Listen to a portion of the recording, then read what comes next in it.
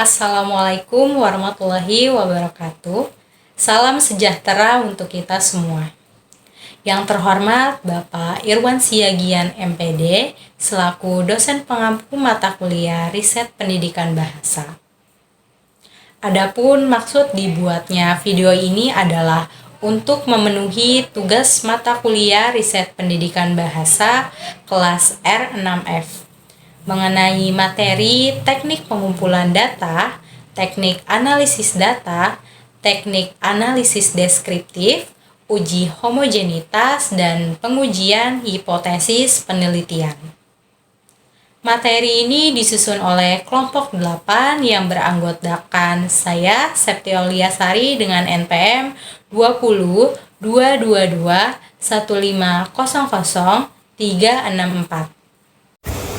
Saya Nadia Jessica dengan NPM 2022 21500 365. Oke baik, perkenalkan nama saya Arifatur Rahman dengan NPM 2022 21500 371. Saya Hairunisa dengan NPM 2022 21 500 366. Adapun pembahasan materi kelompok kami yang A. Teknik pengumpulan data, B. Teknik analisis data, C. Teknik analisis deskriptif, D. Uji homogenitas, E. Pengujian hipotesis penelitian. Untuk pembahasan materi yang pertama yaitu mengenai teknik pengumpulan data. Hakikat teknik pengumpulan data.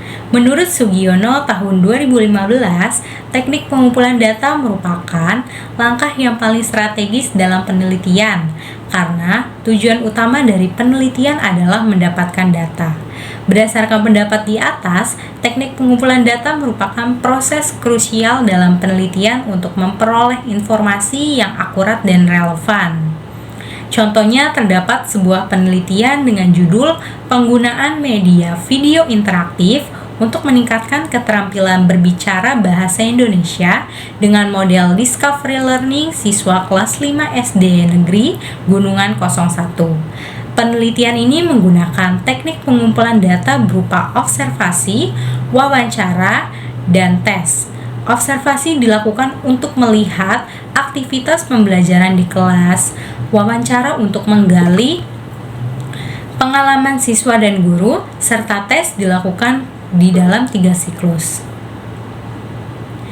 Ketiga teknik pengumpulan data ini digunakan untuk mendeskripsikan peningkatan keterampilan berbicara siswa kelas 5 SD Negeri Gunungan 01 melalui media video interaktif. Lalu menurut Danuri, Maisaroh, dan Prosa tahun 2019, teknik pengumpulan data merupakan langkah yang paling utama dalam penelitian karena tujuan utama dari penelitian ini adalah mendapatkan data. Tanpa mengetahui teknik pengumpulan data, peneliti tidak akan mendapatkan data-data yang memenuhi standar yang telah ditetapkan. Berdasarkan pendapat tersebut, maka teknik pengumpulan data merupakan inti dari kegiatan penelitian karena kualitas hasil penelitian sangat bergantung pada kualitas data yang dikumpulkan. Contohnya terdapat sebuah penelitian dengan judul pengembangan media video animasi untuk pembelajaran memproduksi teks laporan hasil observasi bagi siswa kelas 10 SMA Negeri Semarang. Penelitian ini menggunakan teknik pengumpulan data berupa observasi, wawancara, dan angket kebutuhan serta angket validasi. Observasi dan wawancara dilakukan dengan siswa dan guru bahasa Indonesia di SMA tersebut. Angket kebutuhan juga digunakan sebagai studi pendahuluan untuk mengidentifikasi potensi dan masalah terkait mengenai media pembelajaran teks hasil observasi. Penelitian ini menjelaskan angket terlebih dahulu agar responden memahaminya, sehingga mereka dapat menyampaikan pendapat dan kebutuhan terhadap media pembelajaran yang diharapkan. Lalu menurut Suwartono pada tahun 2014, teknik pengumpulan data adalah berbagai cara yang digunakan untuk mengumpulkan data, menghimpun, mengambil, atau menjaring data penelitian. Nah, berdasarkan pendapat di atas, maka teknik pengumpulan data adalah metode atau prosedur yang digunakan untuk memperoleh informasi dari sumber yang relevan dalam penelitian. Teknik ini disesuaikan dengan jenis data yang dibutuhkan, baik dari responden langsung maupun sumber lain seperti dokumen atau observasi. Contohnya terdapat sebuah penelitian dengan judul Analisis Struktur Teks Laporan Observasi Siswa Kelas 10 SMA Negeri 2 Susua. Pada contoh ini, teknik pengumpulan data yang digunakan adalah menggunakan teknik dokumentasi. Dokumentasi yang dimaksud dalam penelitian ini adalah berupa teks-teks laporan observasi yang ditulis oleh siswa kelas 10 SMA Negeri Susua. Teks-teks laporan observasi tersebut ditulis oleh siswa untuk melakukan penyajian berupa reduksi data, penyajian data, verifikasi atau menarik kesimpulan, yang nantinya verifikasi tersebut berisi kesimpulan apakah kelas 10 SMA Negeri Susua dinyatakan dapat menulis teks laporan observasi sesuai struktur yang sebenarnya atau tidak. Berdasarkan pendapat-pendapat tersebut, dapat disimpulkan bahwa teknik pengumpulan data merupakan tahapan penting dan strategis dalam penelitian karena menjadi dasar bagi analisis dan penarikan kesimpulan. Teknik-teknik ini tidak hanya untuk menghimpun informasi, tetapi juga menjamin validitas, reliabilitas, dan kelengkapan data. Oleh karena itu, pemilihannya harus disesuaikan dengan pendekatan penelitian, jenis data, karakteristik responden, dan konteks penelitian. Teknik yang tepat akan menghasilkan data yang akurat dan representatif, sehingga mendukung pencapaian tujuan serta meningkatkan kualitas hasil penelitian secara ilmiah dan sistematis. Adapun materi yang selanjutnya, yang kedua yaitu macam-macam teknik pengumpulan data. Menurut Sugiono tahun 2015, pengumpulan data berdasarkan tekniknya dibagi menjadi 3, yaitu yang pertama ada interview atau wawancara, yang kedua ada kuesioner atau angket, yang ketiga ada observasi.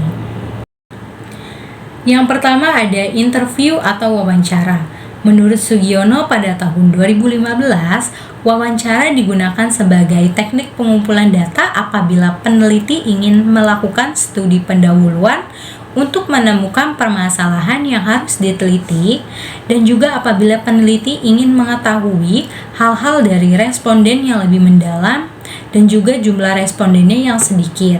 Teknik pengumpulan data ini mendasarkan diri pada laporan tentang diri sendiri atau self-report, atau setidak-tidaknya pada pengetahuan dan keyakinan pribadi. Di sini terdapat contoh lembar pertanyaan untuk interview atau wawancara dalam sebuah penelitian dengan judul Pengembangan Media Pop-up Book dalam pembelajaran Bahasa Indonesia siswa kelas 2 SD Negeri 1 Sukamelang, Indramayu. Wawancara dalam penelitian ini dilakukan oleh peneliti kepada wali kelas SD tersebut. Tujuannya adalah untuk memperoleh informasi mengenai jumlah siswa, karakteristik siswa, permasalahan yang terjadi di kelas 2, serta metode pembelajaran bahasa Indonesia apa saja yang digunakan pada sekolah tersebut. Wawancara ini bertujuan untuk mengidentifikasi permasalahan apa saja yang ada di dalam kelas tersebut secara lebih detail dan lebih mendalam. Lalu selanjutnya ada kuesioner atau angket. Menurut Sugiono tahun 2015, kuesioner merupakan teknik pengumpulan data yang dilakukan dengan cara memberi seperangkat pertanyaan atau pernyataan tertulis kepada responden untuk dijawabnya.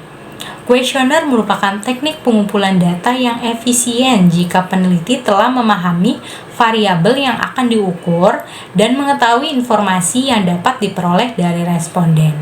Teknik ini juga cocok digunakan untuk jumlah responden yang besar dan tersebar luas. Kuesioner bisa berupa pernyataan atau pertanyaan tertutup maupun terbuka. serta dapat disampaikan secara langsung, bisa melalui pos atau melalui internet. Di sini terdapat contoh sebuah angket atau kuesioner yang dilakukan pada penelitian bertujuan untuk mengumpulkan data-data valid dan respon siswa tentang minat belajar siswa pada pembelajaran bahasa Indonesia dengan menggunakan metode sosiodrama. Lalu yang ketiga ada observasi. Menurut Sugiono tahun 2015, observasi merupakan teknik pengumpulan data yang mempunyai ciri yang lebih spesifik bila dibandingkan dengan teknik pengumpulan data wawancara dan kuesioner. Karena observasi tidak hanya terbatas pada orang, tetapi juga pada objek-objek alam yang lain. Lalu teknik pengumpulan data dengan observasi digunakan bila penelitian berkenaan dengan perilaku manusia, proses kerja, gejala-gejala alam, dan bila responden yang diamati tidak terlalu besar. Di sini terdapat contoh lembaran observasi pada sebuah penelitian dengan judul Pengembangan Media Pembelajaran e-komik Pendidikan Membentuk Karakter pada Mata Pelajaran Bahasa Indonesia Siswa Kelas 5 SD Negeri 7 Kampung Baru. Observasi yang dilakukan pada penelitian di atas dilakukan oleh peneliti dengan beberapa komponen pernyataan dan pertanyaan yang bisa terjawab saat mengamati kondisi sekolah, saat melakukan observasi, serta juga saat bertanya kepada guru di sekolah tersebut. Baik, materi selanjutnya ada hakikat teknik analisis data. Menurut Sugiono tahun 2020, teknik analisis data adalah proses mencari dan menyusun secara sistematis data yang diperoleh dari hasil wawancara, catatan lapangan, dan dokumentasi. Cara tersebut, data dikategorikan ke dalam unit-unit, melakukan sintesa, menyusun ke dalam pola, memilih mana yang penting dan yang akan dipelajari, serta membuat simpulan sehingga mudah dipahami oleh diri sendiri maupun orang lain. Berdasarkan pendapat di atas, teknik analisis data merupakan tahap krusial dalam penelitian, terutama kualitatif, karena berfungsi memberi makna pada kata yang akan disimpulkan atau dikumpulkan. Data seperti hasil wawancara dan catatan lapangan yang masih mentah dan kompleks perlu dianalisis secara sistematis agar dapat disusun, dirapikan, dan ditafsirkan secara logis dan bermakna. Contohnya terdapat sebuah penelitian analisis keterampilan berbicara siswa kelas 3 pada pembelajaran bahasa Indonesia di MI Rudotul Jannah, Kota Tenggarang. Pada penelitian ini, teknik pengumpulan datanya meliputi catatan lapangan. Dalam suatu penelitian, menyatakan bahwa kenyataan di lapangan menunjukkan terdapat beberapa siswa masih belum bisa praktik berbicara dengan baik. Bahkan tidak jarang terlihat beberapa siswa gugup, berdiri kaku, takut, dan malu sehingga lupa dengan apa yang akan dikatakan. Apabila berhadapan dengan sejumlah siswa lainnya. Berikutnya, menurut Nuryadi dan kawan-kawan tahun 2017, teknik analisis data adalah data yang diambil secara langsung dari objek atau penelitian oleh peneliti, perorangan maupun organisasi. Berdasarkan pendapat di atas, teknik analisis data merupakan tahap krusial dalam penelitian yang berfungsi untuk mengubah data mentah menjadi informasi yang bermakna dan logis. Contohnya terdapat sebuah penelitian analisis kalimat teks anekdot pada buku Bahasa Indonesia kelas 10 Kurikulum Merdeka. Pada penelitian ini, teknik pengumpulan data yang digunakan meliputi menganalisis sebuah kalimat, pastinya menggunakan suatu cara atau metode yang digunakan. Metodenya sendiri menggunakan metode deskriptif kualitatif.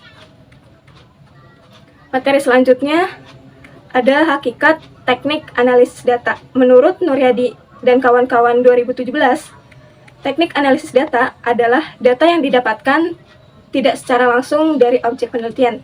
Berdasarkan pendapat di atas, dapat disimpulkan bahwa teknik analisis data bukanlah data itu sendiri, melainkan prosedur ilmiah untuk mengolah data agar dapat diinterpretasikan dan menghasilkan informasi yang berguna dalam menjawab pertanyaan penelitian.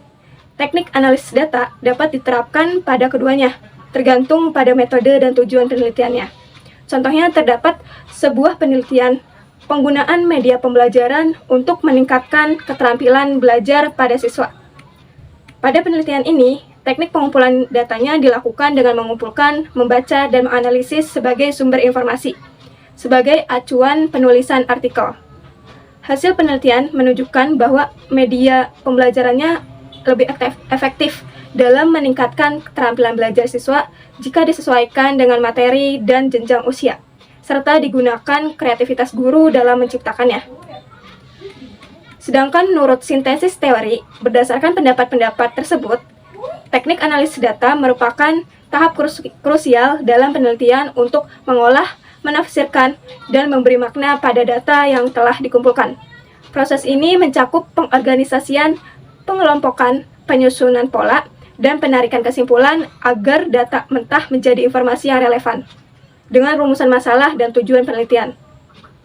Baik dalam pendekatan kualitatif maupun kuantitatif, analisis data menjembatani antara pengumpulan data dan kesimpulan akhir, serta menentukan kualitas dan validitas hasil penelitian. Materi selanjutnya ada proses analisis data menurut Rijali tahun 2019. Analisis data berdasarkan tekniknya dibagi menjadi 4. Yang pertama, ada pengumpulan data, penyajian data, reduksi data, dan penarikan kesimpulan atau verifikasi.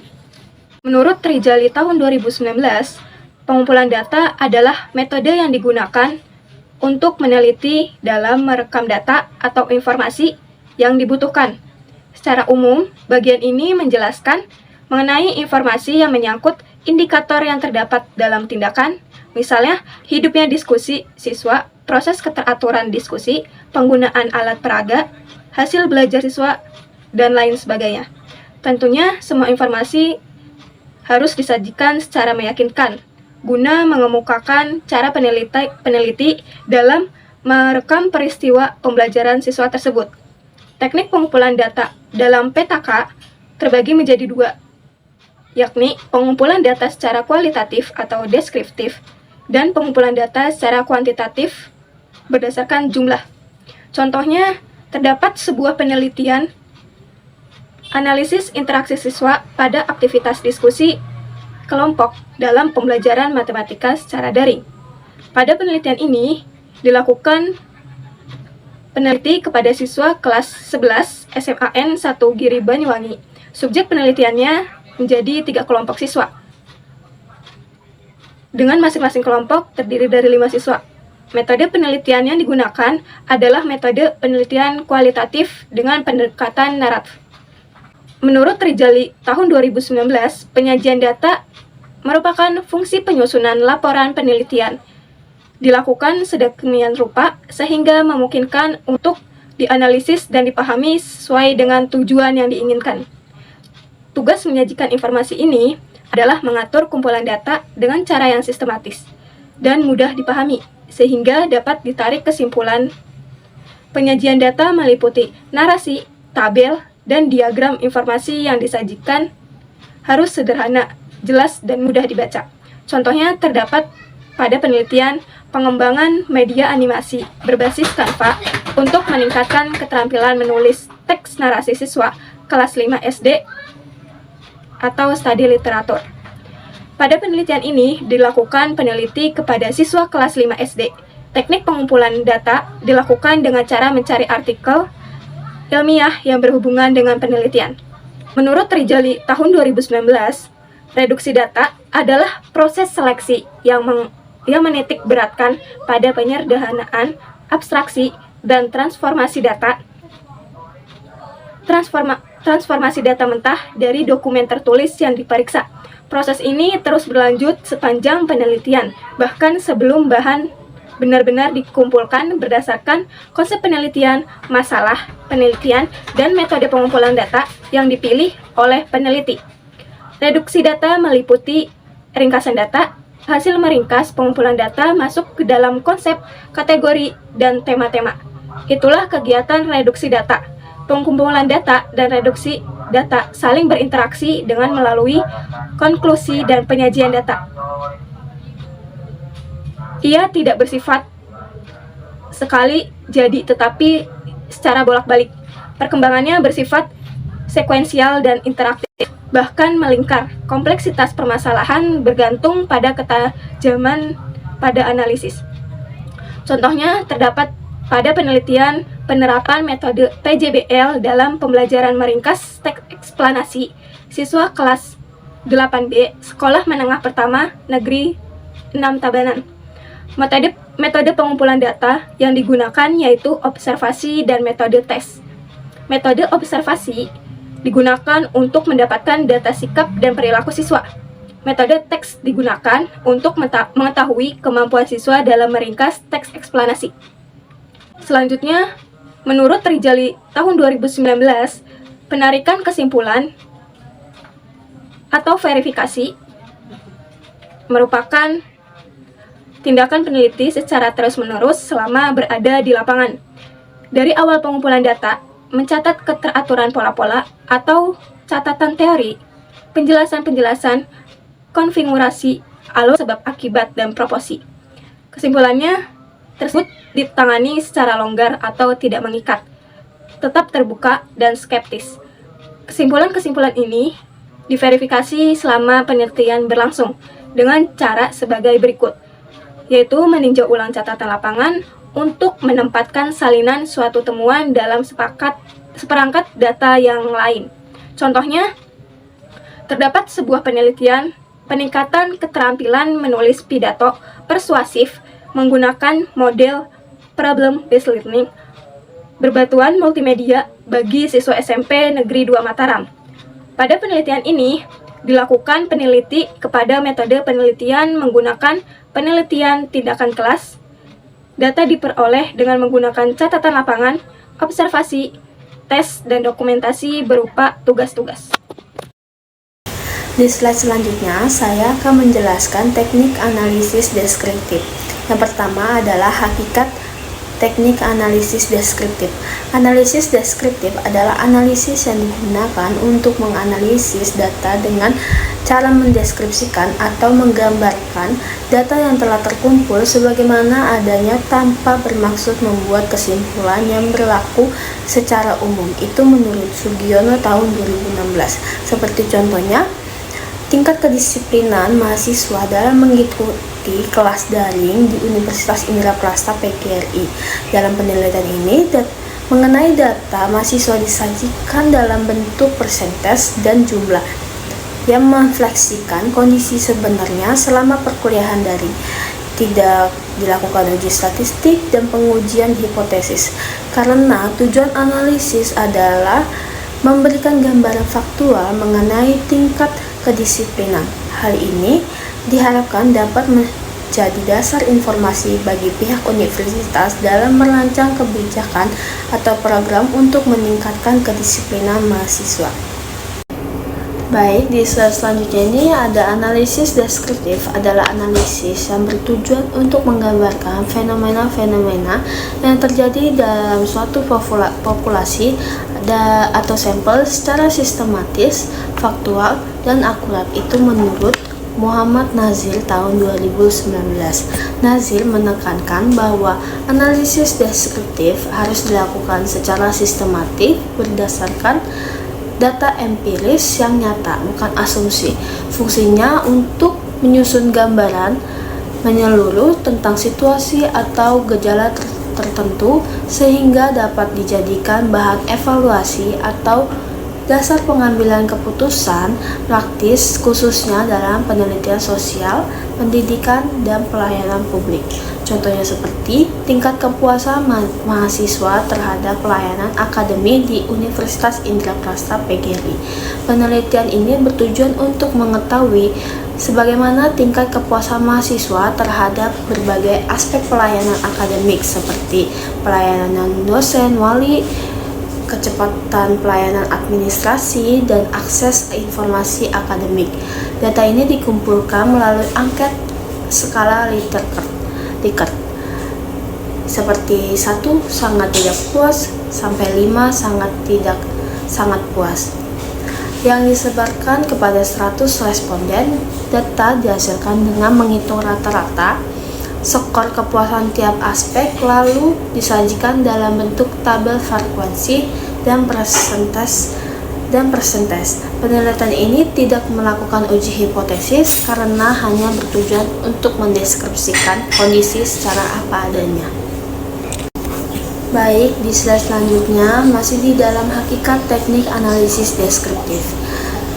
Analisis deskriptif dilakukan dengan mendeskripsikan data yang diperoleh dari hasil penelitian tanpa melakukan pengujian hipotesis, dan itu menurut Suharsimi Harikunto tahun 2010. Suharsimi menekankan analisis deskriptif berarti memaparkan data sebagaimana diperoleh tanpa menggunakan uji statistik inversial seperti uji T atau regresi. Fungsinya untuk menunjukkan pola atau kecenderungan dari suatu kelompok data.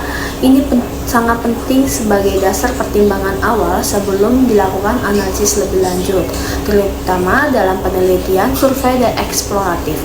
Contohnya seperti tingkat kedisiplinan siswa kelas 11 SMP Negeri 1 Kota Jakarta.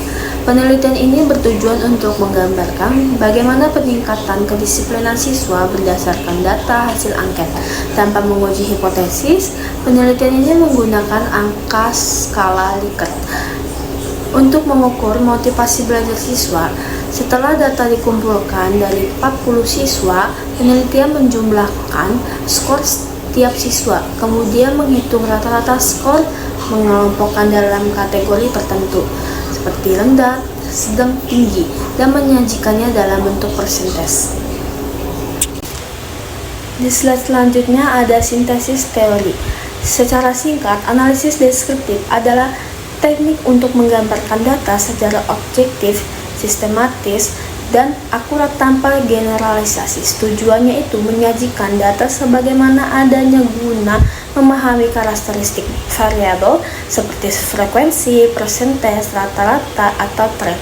Teknik ini bermanfaat dalam meneliti sosial, pendidikan, dan pelayanan publik sebagai dasar evaluasi pengambilan keputusan atau kebijakan karena berfokus pada interpretasi data aktual dari sampel terbatas. Di slide selanjutnya ada metode dalam analisis deskriptif. Teknik analisis deskriptif ini dapat diklasifikasikan berdasarkan bentuk data dan tujuan penyajian. Umumnya dibagi menjadi dua kelompok besar, yaitu pertama ada analisis deskriptif kuantitatif dan analisis deskriptif kualitatif. Baik, di slide selanjutnya ini ada analisis deskriptif kuantitatif. Penelitian kuantitatif bersifat dedikatif dan objektif dengan tujuan untuk menguji teori, mengukur variabel, dan menghasilkan generalisasi yang berdasarkan data numerik. Sebelumnya tahun 2019. Secara singkat, analisis deskriptif dalam metode penelitian kuantitatif ini menggunakan metode statistik penelitian yang analisis data secara objektif. Data kuantitatif diperoleh melalui survei dan eksperimen terstruktur. Analisis deskriptif memiliki beberapa karakteristik utama. Yang pertama, data berbentuk numerik dan terstruktur. Yang kedua, penelitian menggunakan alat statistik untuk menganalisis data. Yang ketiga, hasil analisis memberikan gambaran umum tentang fenomena yang diteliti. Yang keempat, analisis ini menggunakan penelitian untuk menguji hipotesis dan membuat generalisasi. Di slide selanjutnya ada tujuan analisis deskriptif kuantitatif. Yang pertama, mengukur variabel, yang bertujuan untuk mengukur variabel secara objektif menggunakan data numerik, bisa melalui survei atau eksperimen. Peneliti mengumpulkan data yang dapat dihitung seperti rata-rata dan distribusi untuk menggambarkan kondisi atau karakteristik suatu fenomena. Yang kedua, ada menguji hipotesis. Selain mengukur, analisis deskriptif kuantitatif juga digunakan untuk menguji hipotesis. Peneliti mengeksplorasi hubungan antara variabel menggunakan teknik seperti analisis regresi guna memprediksi hasil dan mengidentifikasi faktor yang memengaruhi. Contohnya seperti pengaruh motivasi belajar terhadap prestasi siswa kelas 11 SMA Negeri 1. Penelitian kuantitatif ini dengan cara menyebarkan angket skala Likert kepada 100 siswa untuk mengukur motivasi belajar. Data dianalisis menggunakan statistik regresi untuk mengetahui apakah motivasi belajar berpengaruh signifikan terhadap nilai akademik siswa. Jika hasil analisis menunjukkan bahwa nilai signifikannya p-value 0,05, maka dapat disimpulkan bahwa terdapat pengaruh yang signifikan antara motivasi dan prestasi. Nah, di slide selanjutnya ini ada analisis deskriptif kualitatif. Analisis deskriptif kualitatif adalah teknik analisis data yang digunakan dalam penelitian kualitatif untuk menggambarkan dan menjelaskan fenomena, proses, atau makna suatu peristiwa secara mendalam dan apa adanya, melalui narasi, kata-kata, dan atau deskriptif non-numerik. Metode penelitian kualitatif adalah metode penelitian yang dilandaskan pada filsafat post-positivisme yang digunakan untuk meneliti objek dengan kondisi yang alamiah, keadaan real, tidak settingan, atau dalam keadaan eksperimen, di mana peneliti adalah instrumen kuncinya, menurut Sugiono tahun 2019. Secara singkat, teknik analisis deskriptif kualitatif digunakan untuk menguraikan dan menjelaskan data numerik, non-numerik secara sistematis, sehingga memberikan gambaran mendalam tentang fenomena yang diteliti. Data berupa narasi, hasil wawancara, observasi, dan dokumentasi dianalisis secara induktif untuk menemukan pola atau hipotesis.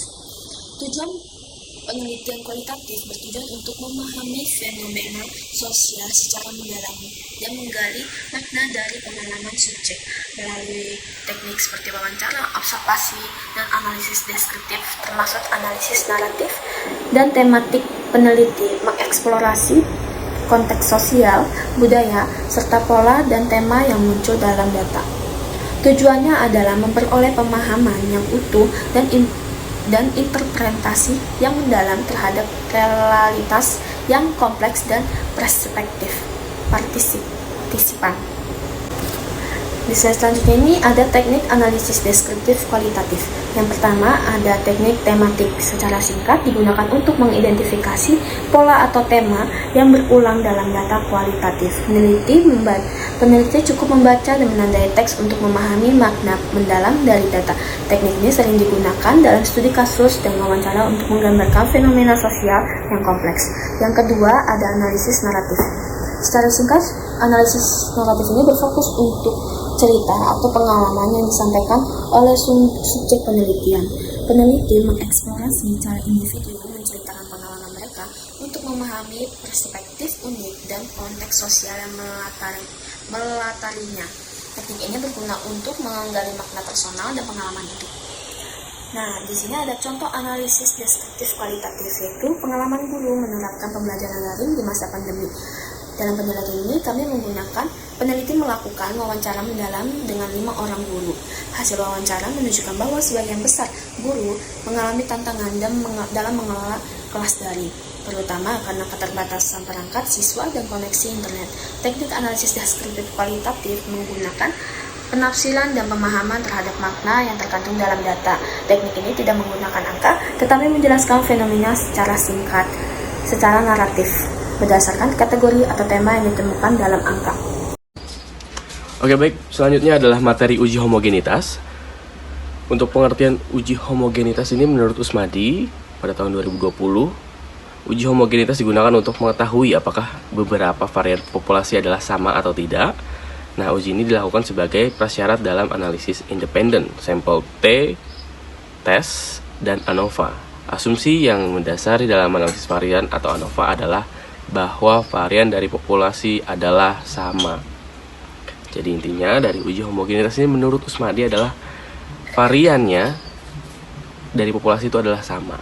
Kita ambil contoh dari pengaruh metode diskusi dan ceramah terhadap kemampuan berbicara siswa kelas 10 SMA. Nah, uji homogenitas ini dilakukan memastikan bahwa varian nilai post-test dan kedua kelompok itu sama.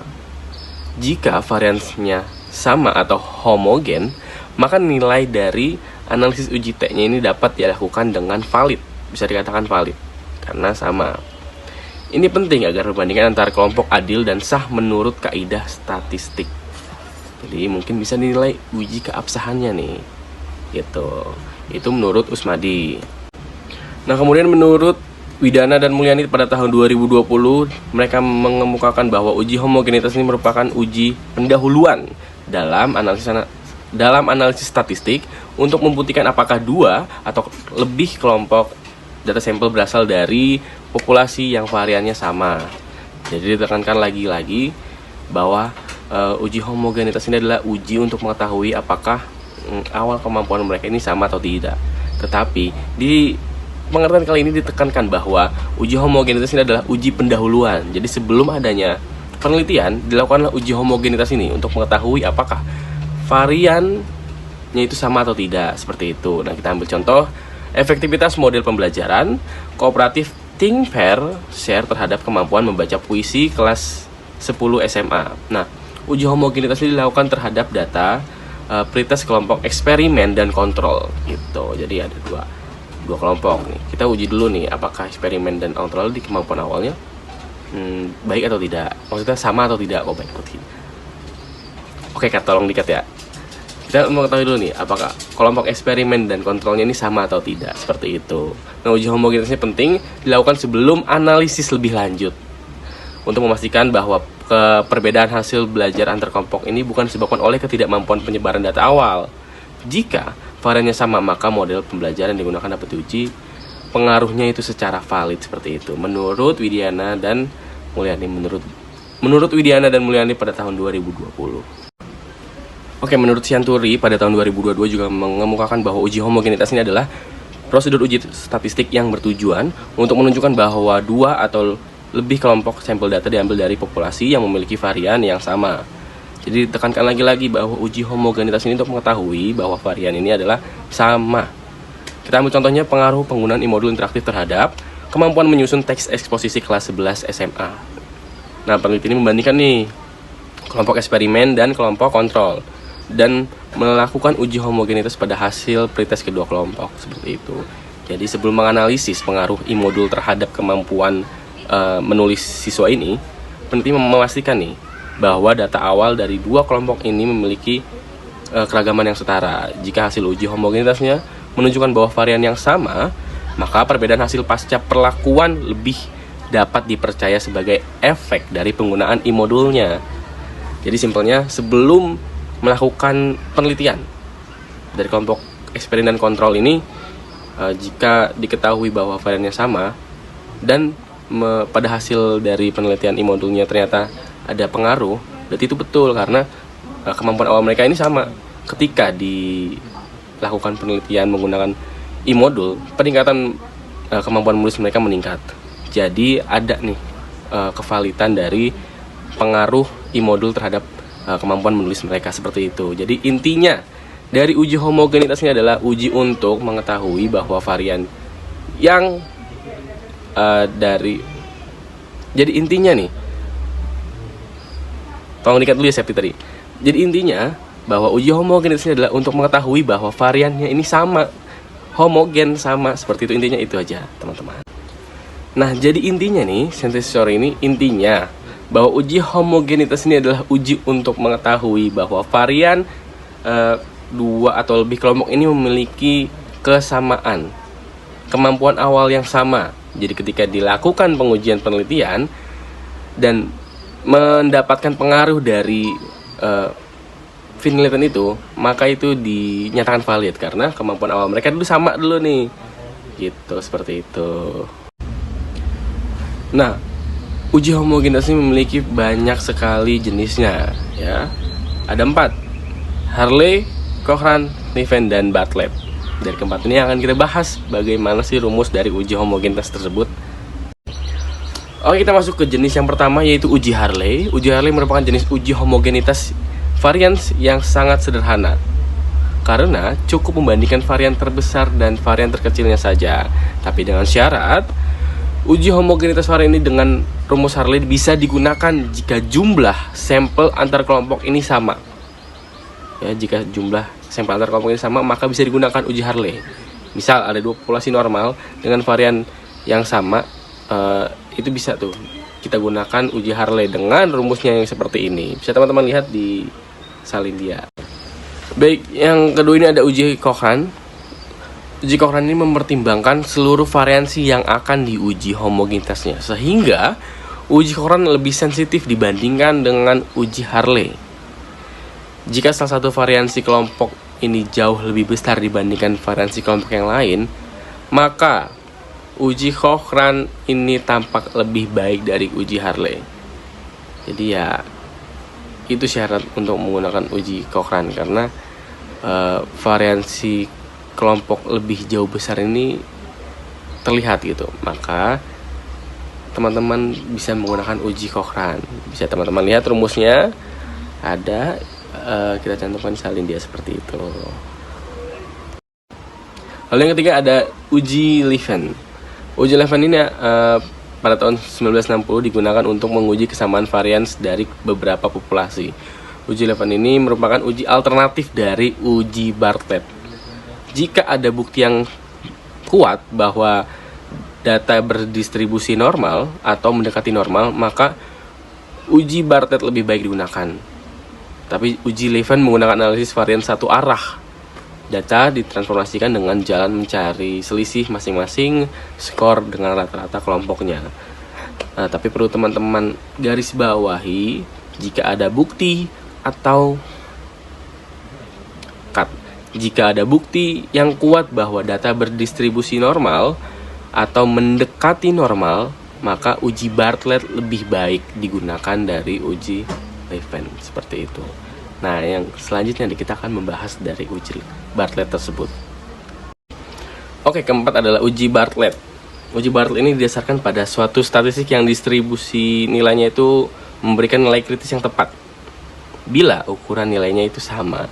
Uji ini bekerja dengan baik jika jumlah data atau ukuran sampel di tiap kelompok itu sama. Dalam kondisi ini, uji Bartlett bisa memberikan hasil akurasi yang tinggi.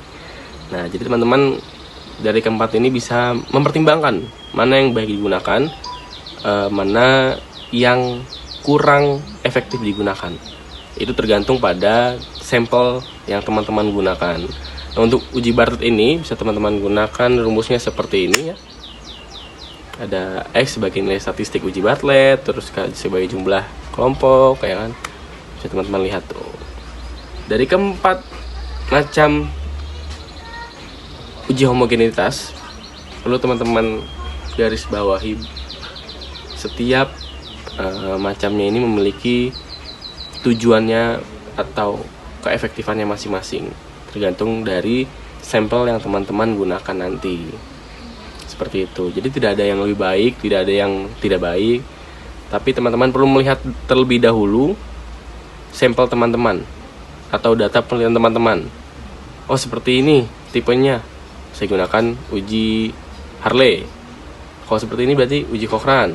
Kalau seperti ini berarti seperti itu. Jadi harus menggunakan yang tepat rumusnya agar hasil uji homogenitasnya ini bisa dikatakan valid, seperti itu.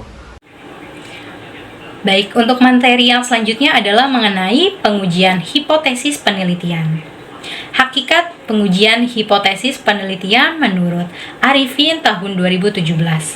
Uji hipotesis dilakukan dalam menguji kebenaran suatu pernyataan secara statistik dan membuat kesimpulan, menerima atau menolak pernyataan tersebut.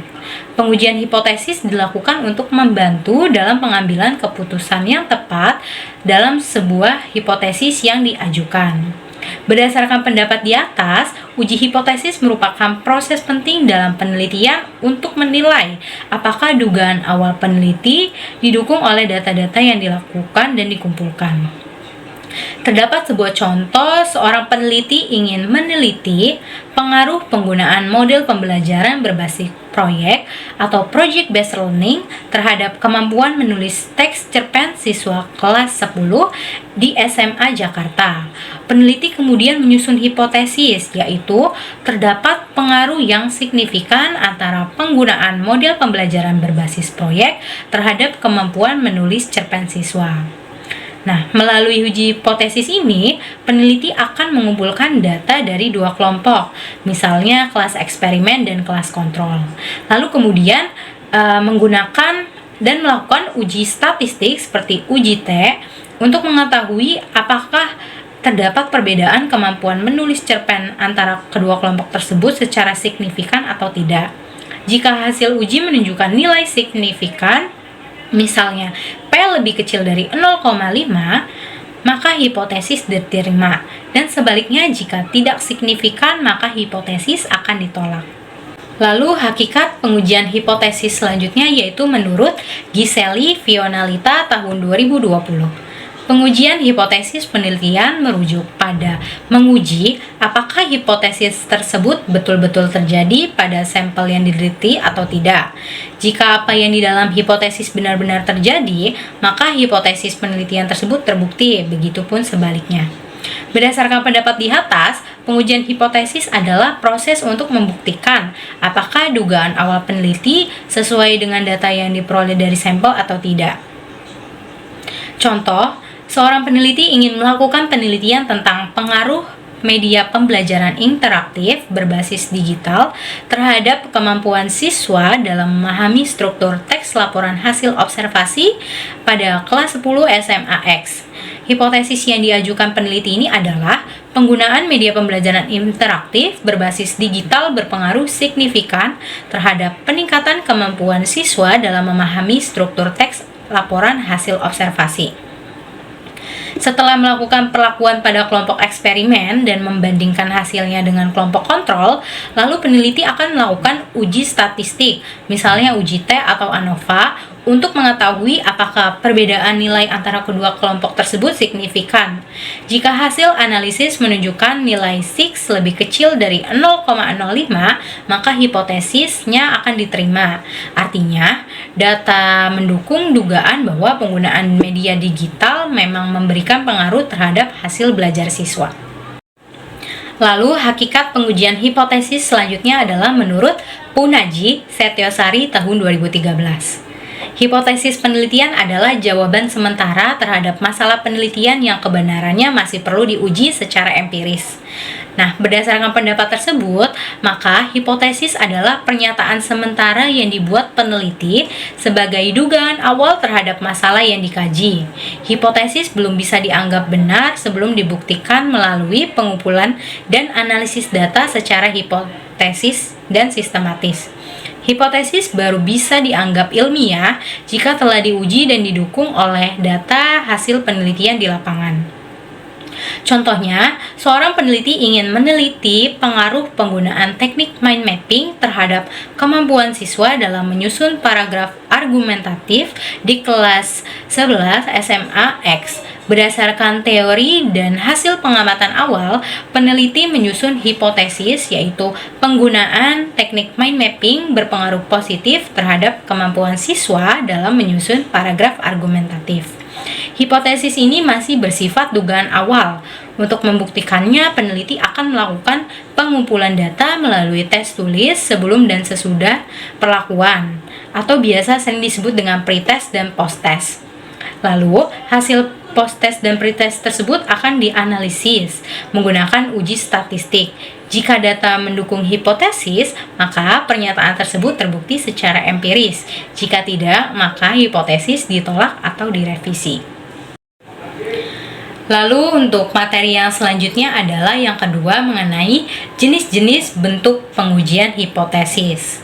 Menurut Sugiono tahun 2016, terdapat 3 macam bentuk pengujian hipotesis, yaitu ada uji dua pihak atau two-tool test, yang kedua ada uji pihak kiri, dan yang ketiga ada uji pihak kanan.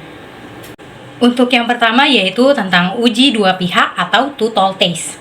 Uji dua pihak atau two-tool test digunakan bila hipotesis 0 berbunyi sama dengan dan hipotesis alternatifnya berbunyi tidak sama dengan. Uji ini dilakukan ketika peneliti tidak memiliki dugaan arah tertentu terhadap hasil penelitian. Artinya, peneliti hanya ingin mengetahui apakah terdapat perbedaan, bukan pengaruh yang lebih besar atau lebih kecil menurut Sugiono tahun 2016. Berdasarkan pernyataan tersebut, uji dua pihak atau two-toll test bertujuan untuk menguji apakah terdapat perbedaan yang signifikan antara dua kelompok atau dua kondisi tanpa memihak apakah satu kelompok lebih baik atau lebih buruk dari yang lain. Karena hipotesis 0 menyatakan bahwa tidak ada perbedaan atau sama dengan, maka hipotesis ini akan ditolak apabila hasil analisisnya menunjukkan bahwa terdapat perbedaan yang signifikan baik ke arah positif maupun negatif. Sebaliknya, jika tidak ditemukan perbedaan signifikan, maka hipotesis 0-nya tidak dapat ditolak. Contohnya, seorang peneliti ingin mengetahui apakah ada perbedaan kemampuan menulis teks narasi berupa dongeng antara siswa yang diajar menggunakan media komik digital dengan siswa yang diajar menggunakan metode ceramah di kelas 7 SMP X. Maka hipotesisnya dapat dirumuskan sebagai berikut. HO atau hipotesis 0 yaitu tidak ada perbedaan kemampuan menulis teks narasi berupa dongeng antara siswa yang diajar menggunakan media komik digital dengan siswa yang diajar menggunakan metode ceramah. HA atau hipotesis alternatifnya adalah ada perbedaan kemampuan menulis teks narasi berupa dongeng antara siswa yang diajar menggunakan media komik digital dengan siswa yang diajar menggunakan metode ceramah konvensional. Peneliti membagi siswa menjadi dua kelompok, yaitu kelompok eksperimen dengan menggunakan komik digital dan kelompok kontrol dengan menggunakan metode ceramah. Setelah pembelajaran kedua kelompok diberi tes menulis narasi dongeng, lalu hasilnya dianalisis menggunakan uji T dua pihak atau two-toll test. Jika nilai signifikansinya lebih kecil dari 0,05 dan selisih rata-rata signifikan, maka hipotesis 0-nya ditolak dan hipotesis alternatifnya diterima, yang berarti terdapat signifikan antara kedua kelompok. Sebaliknya, jika tidak signifikan, maka hipotesis 0-nya akan ditolak. Artinya, tidak ada perbedaan yang signifikan antara kedua metode pengajaran tersebut. Lalu, materi yang kedua yaitu tentang uji pihak kiri. Menurut Sugiono, tahun 2016, uji pihak kiri digunakan apabila hipotesis 0 berbunyi lebih besar atau sama dengan, dan hipotesis alternatifnya berbunyi lebih kecil. Kata lebih kecil atau sama dengan merupakan sinonim dari kata paling sedikit atau paling kecil, yang menunjukkan ke arah pengujian satu pihak, yaitu ke sebelah kiri dari distribusi normal. Uji ini bersifat satu arah atau searah karena peneliti hanya fokus untuk mengetahui apakah variabel atau kelompok yang diuji memiliki hasil yang lebih rendah daripada variabel atau kelompok pembanding. Hipotesis dalam uji pihak kiri biasanya digunakan ketika peneliti ingin menguji apakah suatu metode pembelajaran kurang efektif atau memiliki hasil yang lebih rendah dibanding metode lain. Contoh pada uji pihak kiri, yaitu seorang peneliti ingin meneliti pengaruh penggunaan metode ceramah terhadap kemampuan menulis puisi siswa kelas 7 SMP X. Pada penelitian ini, peneliti ingin mengetahui apakah penggunaan metode ceramah berdampak negatif atau lebih rendah dibandingkan dengan metode diskusi kelompok dalam meningkatkan kemampuan menulis puisi bebas. Maka hipotesis yang dirumuskan oleh peneliti adalah HO, hipotesis 0, kemampuan menulis puisi siswa yang diajar dengan metode ceramah lebih besar atau sama dengan kemampuan siswa yang diajar dengan metode diskusi kelompok. Lalu HA atau hipotesis alternatifnya adalah kemampuan menulis puisi siswa yang diajar dengan metode ceramah lebih kecil daripada yang diajar dengan metode diskusi kelompok. Pengujian dilakukan dengan uji T atau uji pihak kiri untuk membandingkan rata-rata kedua kelompok. Jika p-value lebih kecil dari 0,05 dan hasil berada di daerah kritis sebelah kiri, maka hipotesis 0-nya ditolak dan hipotesis alternatifnya diterima.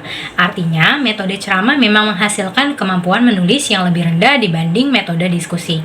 Sebaliknya, jika p-value lebih besar dari 0,05, maka hipotesis alternatifnya diterima dan hipotesis alternatifnya ditolak, sehingga tidak terbukti bahwa metode ceramah lebih rendah. Untuk materi yang selanjutnya yaitu tentang uji pihak kanan. Menurut Sugiono, tahun 2016, uji pihak kanan digunakan apabila hipotesis 0 berbunyi lebih kecil atau sama dengan dan hipotesis alternatifnya berbunyi lebih besar. Kalimat lebih kecil atau sama dengan merupakan sinonim dari ungkapan paling besar yang menunjukkan pengujian satu pihak ke arah kanan dari kurva distribusi normal. Berdasarkan pendapat di atas, maka uji pihak kanan dapat diartikan sebagai salah satu jenis pengujian hipotesis yang digunakan ketika peneliti ingin mengetahui apakah suatu perlakuan atau variabel bebas dapat meningkatkan hasil atau variabel terikatnya secara signifikan. Pengujian ini digunakan ketika peneliti memiliki dugaan awal bahwa suatu intervensi atau perlakuan akan memberikan dampak positif atau peningkatan dan ingin membuktikannya secara statistik. Lalu contoh pada uji pihak kanan adalah seorang peneliti ingin meneliti pengaruh penggunaan media podcast dalam pembelajaran bahasa Indonesia terhadap kemampuan mendengarkan siswa kelas 7 SMPX. Maka hipotesis yang diajukan adalah HO, hipotesis nolnya, kemampuan mendengarkan siswa yang diajar menggunakan media podcast lebih kecil atau sama dengan kemampuan siswa yang diajar tanpa media podcast. Lalu HA atau hipotesis alternatifnya adalah kemampuan siswa mendengarkan yang diajar menggunakan media podcast lebih besar dibandingkan siswa yang diajar tanpa media podcast. Maka peneliti meyakini bahwa media podcast dapat meningkatkan kemampuan mendengarkan siswa sehingga digunakan uji pihak kanan untuk menguji apakah nilai kelompok eksperimen dengan podcast lebih tinggi dari kelompok kontrol. Jika hasil menunjukkan perbedaan signifikan ke arah peningkatan atau p-value-nya lebih kecil dari 0,05, maka hipotesis nolnya ditolak dan hipotesis alternatifnya diterima. Sebaliknya, jika tidak signifikan, maka hipotesis alternatifnya ditolak dan hipotesis nolnya diterima. Artinya penggunaan podcast tidak terbukti meningkatkan kemampuan mendengarkan siswa. Baiklah, itu dia materi yang disampaikan oleh kelompok kami. Adapun simpulan materi kelompok kami bahwa dalam penelitian terdapat beberapa komponen penting yang saling berkaitan untuk menghasilkan data dan temuan yang valid. Salah satu komponen utama adalah teknik pengumpulan data yang merupakan langkah strategis dalam memperoleh informasi relevan dari objek penelitian. Teknik ini dapat berupa wawancara, angket, dan observasi, dan pemilihannya harus disesuaikan dengan pendekatan serta karakteristik partisipan. Setelah data terkumpul, tahap berikutnya adalah teknik analisis data, yaitu proses yang sistematis untuk mengorganisasi, menyusun, dan memberi makna terhadap data agar dapat menjawab perumusan masalah penelitian. Teknik ini mencangkup pengumpulan data, penyajian, reduksi, dan penarikan kesimpulan. Dalam menyajikan data, digunakan teknik analisis deskriptif yang berfungsi untuk menggambarkan fenomena secara objektif tanpa menggeneralisasi populasi. Analisis ini dapat bersifat kuantitatif maupun kualitatif, tergantung pada bentuk kata yang diperoleh. Selanjutnya, uji homogenitas dilakukan untuk memastikan bahwa varians antara kelompok data yang diteliti adalah setara, sebagai syarat penting sebelum dilakukan analisis statistik lebih lanjut. Lalu yang terakhir adalah pengujian hipotesis menjadi alat penting untuk menguji kebenaran dugaan awal secara statistik, baik melalui uji dua pihak maupun uji satu pihak. Uji hipotesis dapat berupa uji dua pihak ataupun menjadi satu, yaitu pihak kanan dan kiri tergantung pada arah dugaan yang ingin dibuktikan. Keseluruhan proses ini bertujuan untuk menjamin validitas dan objektivitas dalam hasil penelitian.